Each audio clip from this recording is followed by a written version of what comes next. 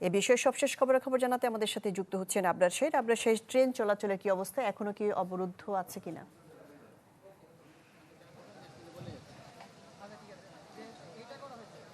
না, এখন পর্যন্ত ৮ ঘন্টা হতে চলল।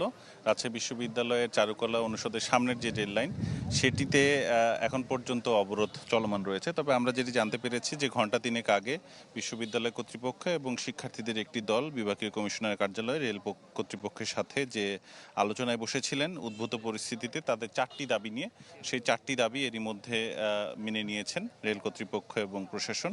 এবং বলা হয়েছে যে এই দাবিগুলো রেজুলেশন আকারে লিখিতভাবে সরকারি প্যাডে ছাত্রদের হাতে আসলেই তখন তারা এই অবরোধটা তুলে নেবেন।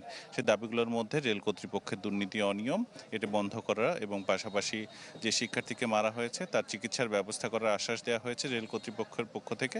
এছাড়া আর্থিক যার যে ক্ষতিপূরণ সেটিও বিবেচনায় আনা হয়েছে। পাশাপাশি রাজশাহী বিশ্ববিদ্যালয়ের একটি স্টেশন রয়েছে, সেখানে ট্রেনের যাত্রা বিরতির কথা বলা হয়েছে। রাত্রিকালীন 4টি ট্রেন এখানে থামবে। নগদ নিয়ে এলো হার না মানা হার অফার। সর্বনিম্ন 10,000 টাকা রেমিটেন্স নগদে পাঠালে থাকছে স্বর্ণের হার জেতার সুযোগ।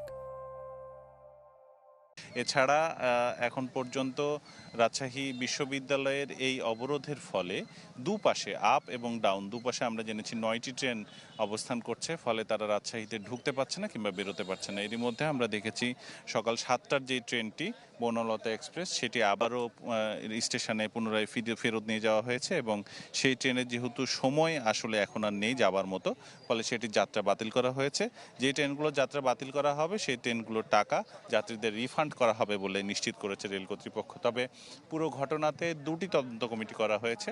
এই ঘটনায় মারধরের সাথে যুক্ত যিনি তাকে বরখাস্ত করা হয়েছে এবং পাশাপাশি তদন্ত কমিটি আগামীতে রিপোর্ট দিবে যে কিভাবে এই ঘটনাগুলো আরও কমানো যায় এবং টিটি যদি কোনো দুর্নীতি করে সেই দুর্নীতি আসলে কিভাবে কমানো যায়। সব মিলিয়ে এ ছিল অবস্থা। হয়তো কিছুক্ষণের মধ্যে ট্রেন চলাচল শুরু হবে, অবরোধ তুলে নেবে। এই ছিল আমার কাছে। জি আবরার শাহীদ, আপনাকে ধন্যবাদ। রাজশাহী বিশ্ববিদ্যালয়ের এক শিক্ষার্থীকে ট্রেনে মারধরের অভিযোগে রেলপথ অবরোধ করেছে বিক্ষুব্ধ শিক্ষার্থীরা, এই নিয়ে জানাচ্ছিলেন আবরার শাহীদ।